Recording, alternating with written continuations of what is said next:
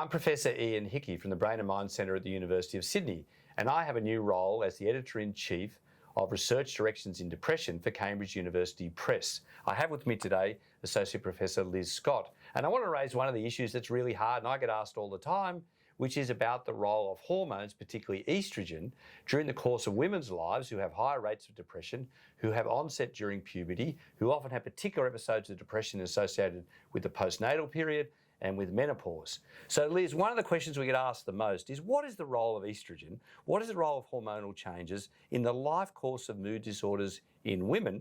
And perhaps most importantly, what kind of research do we need to do? What do we need to know to take this area forward? So we can't separate, obviously, our brains from our hormonal environment, and young women, or women in particular, are more vulnerable to the changes in their hormonal cycle across their reproductive years. And we know that, and that's why depression and anxiety is commoner in those age groups. We don't really have enough data. We don't know enough about how those particular changes in hormonal cycles and imbalances in hormones really impact on mood disorders, and we don't know enough about how then to manage those more effectively.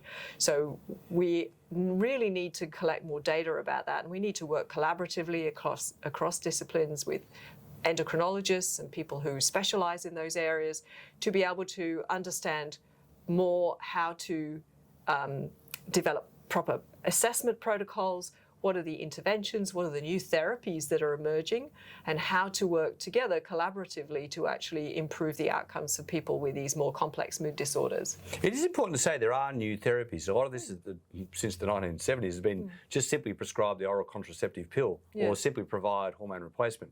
With the development of selective estrogen receptor modulators, with other new treatments in the area, working out what kind of treatment, in what kind of way, at what life stage. These are critical considerations. Yeah, absolutely. And they do affect women at different stages. Obviously, young women at the onset of their of their menarche and the issues around the cyclical hormones, treating people with antenatal or postnatal depression, and what are the appropriate hormonal interventions with them. And then for other people who have more treatment non-responsive or resistant depressive syndromes, or that vary across their hormonal cycle, what are the new estrogen modulators that can be used? What are the potentials for actually stopping people's hormonal cycle for periods of time in order for people to improve? What's the role of things like brain stimulation techniques in treating those disorders? So we have now a range of different things that we can try. We don't know enough about how to use these things. I think in standard clinical practice, we need to work across disciplines to be able to collect the data and to be able to understand better how to use these across the broad spectrum of mood disorders. You've also been involved with particular groups of young women that have particular difficulties, things like polycystic ovaries, those who have variations in their hormonal cycles. So there's groups we really need to understand well, that again have been long neglected or poorly understood, and their relationships with mood disorders is not well understood. That is absolutely right. So the good example is polycystic ovarian syndrome, obviously endometriosis. So those types of disorders we know are associated with much higher rates of depressive conditions than for people that don't have them. We in mental health, I don't think we have any idea really about how to do the proper assessments for that or how to work with other clinicians to do that. So I think it gets missed all the time. Those things get picked up, I think, if they present to other clinicians, but we actually don't include them in our routine assessment of young people.